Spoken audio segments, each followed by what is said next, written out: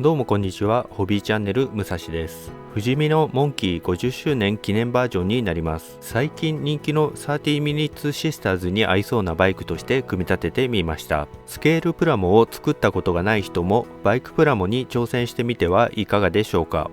スケールプラモ派の人は騙されたと思って30 Minutes Sisters を足してみてください。12分の1のバイクにはちょうど良い大きさです。今回やってみてびっくりしたのですが、無機質なバイクプラモに表情が生まれ、途端に情緒豊かになります。単体よりバイクが引き立ちますし、想像力次第でもっといろいろ遊べそうです。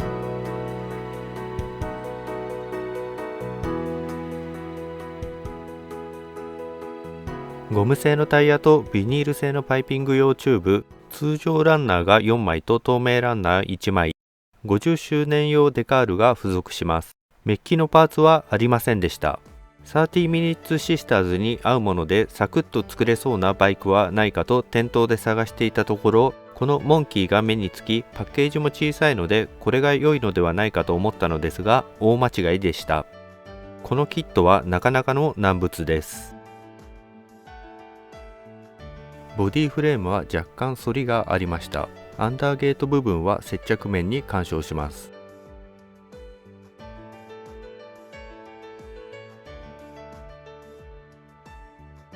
シリンダーヘッドのこのパーツのイグニッションケーブルの箇所はプラスチック成形の極限の細さです。フレームは反りがあるので、要所要所をクリップで挟みながら流し込みの接着剤で接着させていきますが、クリップだらけになってしまいました。接着剤が乾燥したらクリップを外し、他のパーツを接着していきます。ここのパーツは多分エアクリーナーボックスですが、フレーム側のダボのバリが干渉してうまく合いません。このキットはパーツのすべてがこんな感じで、接着に邪魔なゲート跡やバリ、合わないダボ穴だらけです。スケールモデルが初めての方は手を出してはいけないキットの気がしてきました。うまくできた時の精密度や完成度は非常に高いキットなので、挑戦するのは良いとは思いますが、接着前にパーツをしっかりすり合わせておいて、確認に次ぐ確認をしながら慎重に組み上げてみてください。もっと気軽に作りたい方はモンキー125にはなりますが、タミヤ製の方をおすすめします。ヤスリが入りにくいパーツはデザインナイフのカンナ掛けでパーティングラインを消していきます。このステップのパーツは接合面もダボ穴も合いません。うまく合うように成形する必要があります。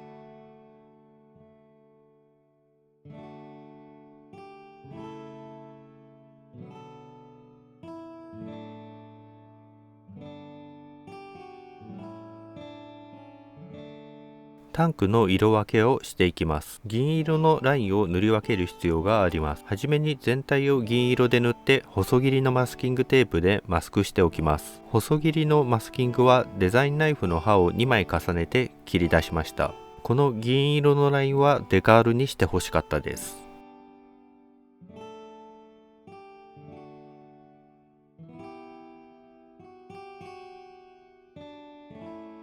マスキングができたら白を上に塗ります。白い箇所をさらにマスキングし、赤を塗ります。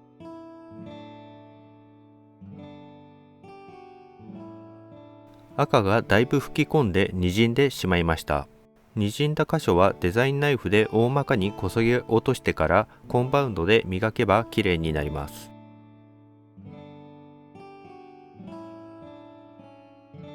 ライトのパーツは合わせ目が出るので、瞬間接着剤を持ってからスポンジヤスリで消しておきます。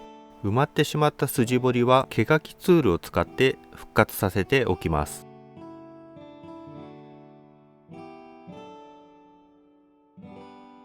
フレームを塗っていきます。奥まったところが塗りにくいですが、エアブラシの圧を弱めてしっかり塗ります。黒い箇所はマスキングが面倒なので筆で塗りました。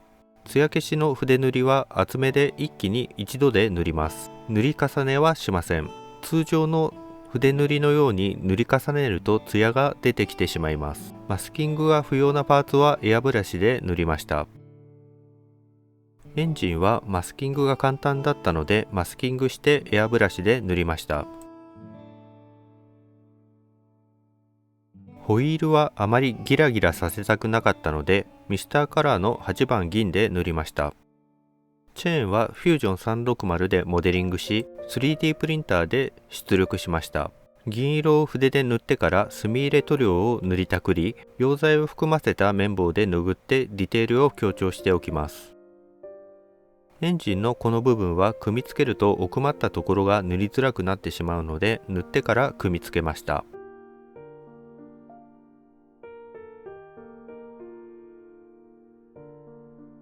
エンジンのヘッドはダボが合わないのでデザインナイフで加工しています。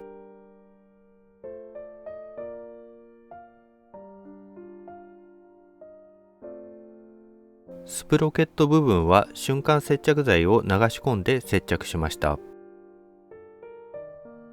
パイピング用にビニールチューブが付属していますが、ちょっと太めなので手持ちのリード線を使いました。外径 0.62mm で単身の電子工作用リード線です。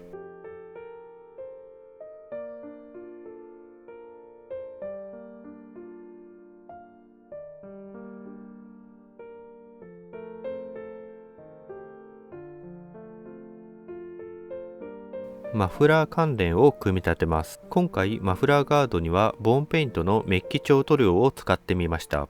アンダーブラックをツヤが出るように塗ります。アンダーブラックが乾燥したらボーンミラーを塗りますが、エアブラシの圧力を弱めてかつ少し離してふわっと吹きつけます。フロントサスペンションとハンドルのバー部分も同様に塗りました。メッキ調にはなりましたが、ちょっと黒が強い感じがします。もう少し銀色が強い方が良かったのですが、今回はこれで良しとします。ボーンペイントにはメッキ調でも上塗りできる専用のクリアがあり、これを塗っておけば触っても剥がれなくなります。はじめは少し離してふわっと砂吹きになるように吹きつけ、乾いたらツヤが出るように垂れるまで拭きます。塗装したパーツを組み立ててフレームに取り付けます。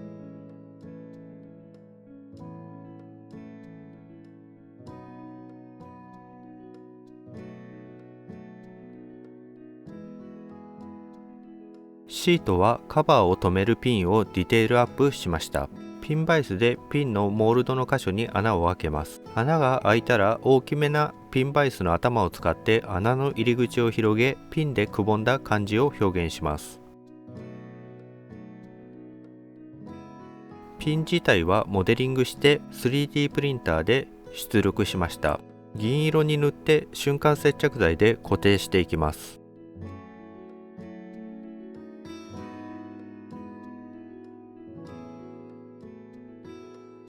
細かい部分の塗装にはファレホを使います。この塗料は伸びが良く乾きも遅いので、細かい箇所の筆塗りには最適です。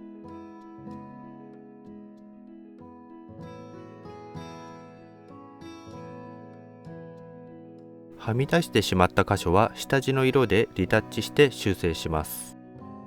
リアのウインカー部分やキャリアを取り付けます。ここはそのままではまっすぐ取り付かないので、横や後ろからよく見て取り付けます。ボルトの頭はファレフォで塗りました。リアブレーキのロッドはちょっと無理な取り付け方ですが、とても実感があります。フット部分は別パーツなのでモールドがきれいに入っていて、ここも好印象です。キャリアのここの部分は接着を忘れていました。流し込み接着剤で接着します。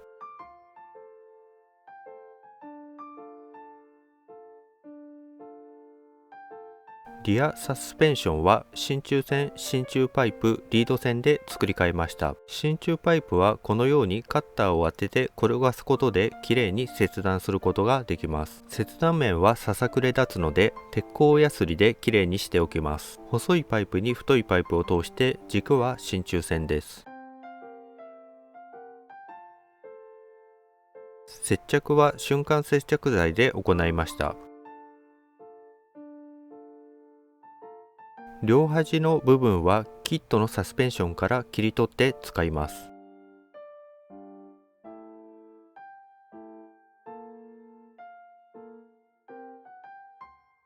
スプリングはリード線を使いました。単身の電子工作用リード線です。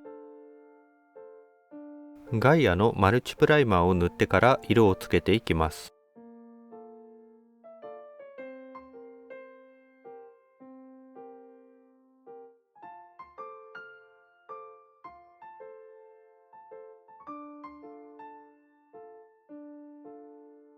塗料が乾いたら組み立てていきます。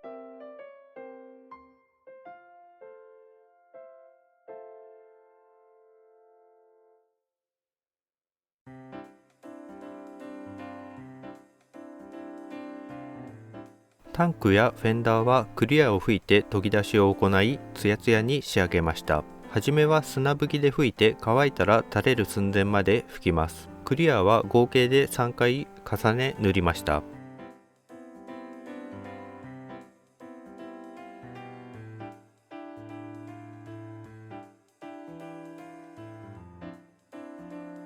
2週間の乾燥期間を置いた後、塗装表面の凹凸を取るために全体を1500番の紙やすりで空研ぎします。一皮は剥く感じで、ツヤのある部分がなくなったら完了です。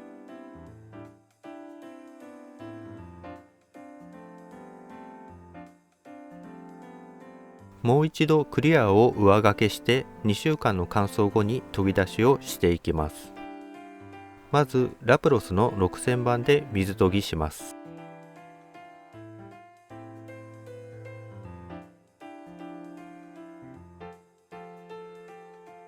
次にコンパウンドの細めで磨きます。細かいところは綿棒も使って磨いていきます。次に仕上げ目で磨きます。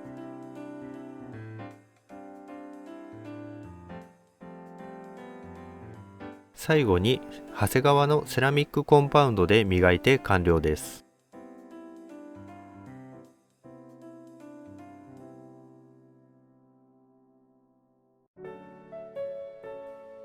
シートにデカールを貼っていきます。縁の余分な糊部分はデザインナイフで切り取っておきます。軟化剤入りのデカール糊を貼る面に塗ってデカールをのせます。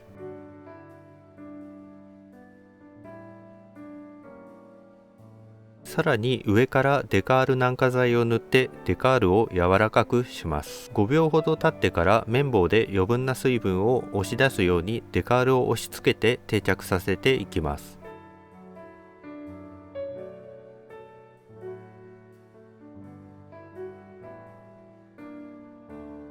他の部分も同様にデカール糊を塗ってから貼り付けていきます。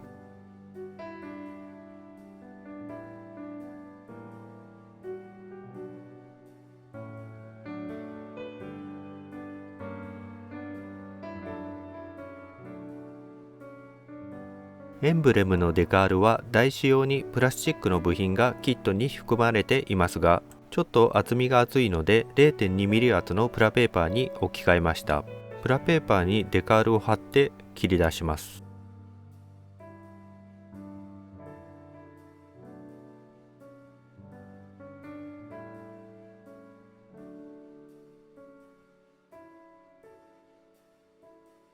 縁は銀色で塗っておきました。表面は光硬化レジンでコートします。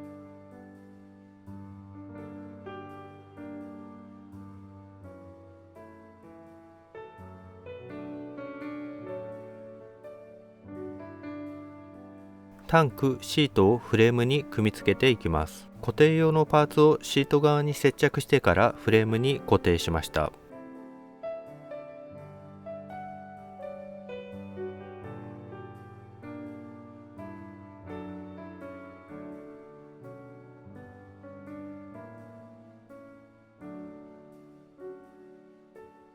シートがついたので、組み立てたサスペンションを接着します。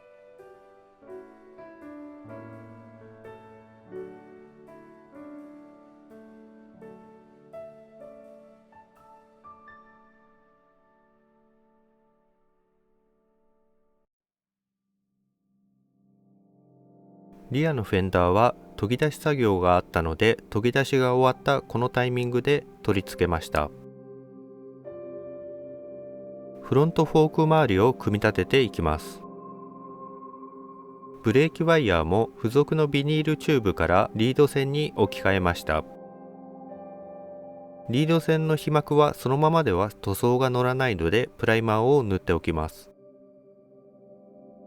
スプリング部分のモールドは墨入れ塗料で強調しておきます。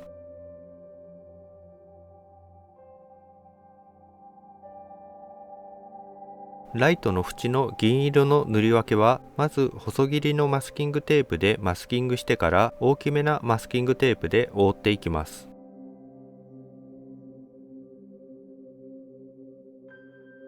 塗料が乾いたらレンズカバーをはめて接着します。流し込み接着剤で接着しましたが、はみ出すとリカバリーできないので慎重に少量の接着剤で接着します。透過類のカバーはクリア塗料の筆塗りです。塗料がしっかり乾いてから接着していきます。メーターのデカールですが、フレーム側の貼る面がデコボコしていたので、エンブレムと同じようにプラペーパーに貼ってから接着しました。メーターのカバーは水溶性接着剤のセメダインハイグレードで接着しました。はみ出した接着剤は水をつけた綿棒で拭っておきます。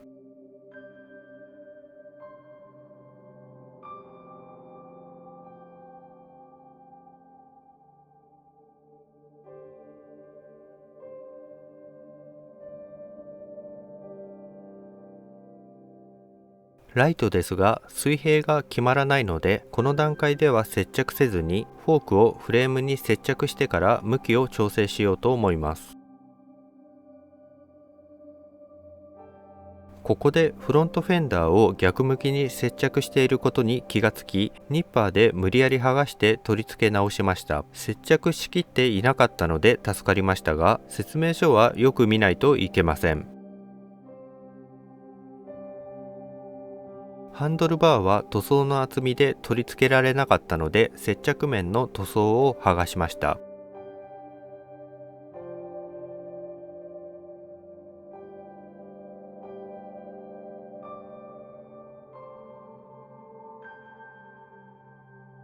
フロントフォークをフレームに取り付けます。クリップで固定して傾きを調整しておきます。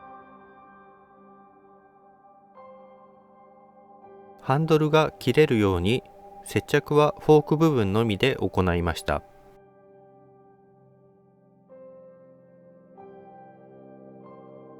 サイドミラーの支柱はプラスチックのままだと引っ掛けたりしてすぐ折れそうなので、溶白線に置き換えました。プラスチックよりちょっと細めの溶白線にすれば完成後シャープな印象になります。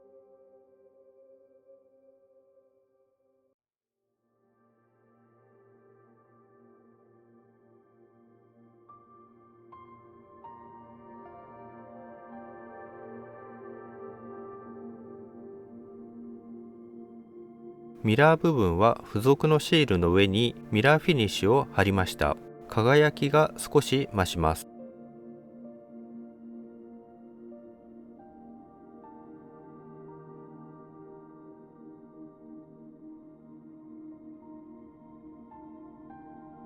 スロットルワイヤーの取り付け部分は伸ばしランナーで作り込みました。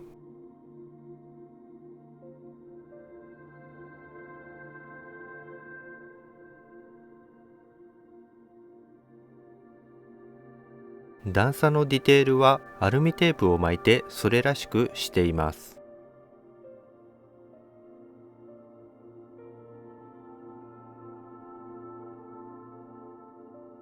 出来上がったスロットルワイヤーを取り付けます。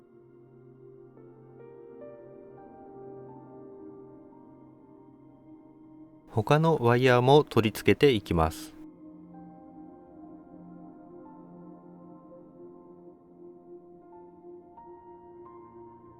バックミラーは支柱に瞬間接着剤で接着しました。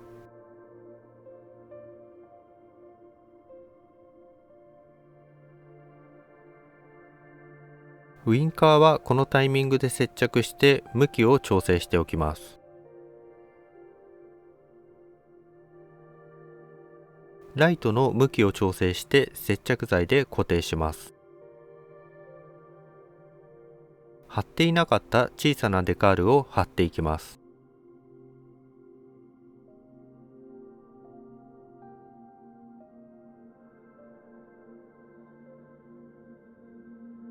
ライトのモールドには墨入れをしておきました。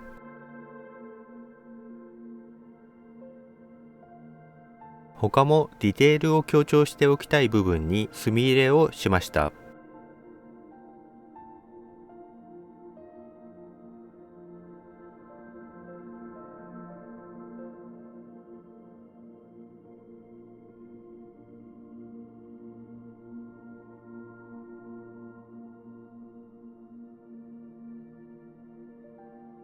ナンバープレートはモデリングして 3D プリンターで出力しました。全体を白く塗ってから文字は暗い緑色を調色して塗りました。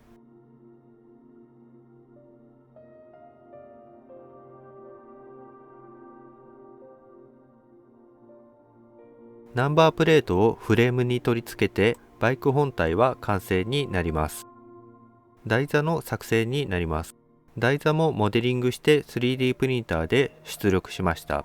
全体を銀色で塗って文字部分はエナメル塗料で塗りました。台座とバイク本体の接合には真鍮線を差し込んで行いました。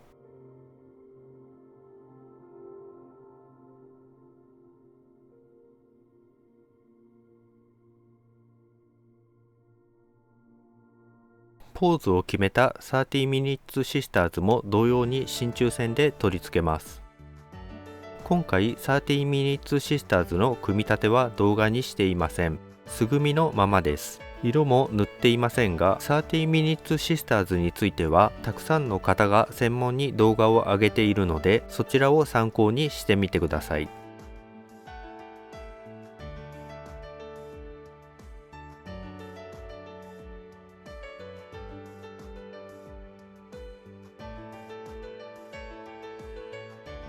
最後までご視聴いただきありがとうございました。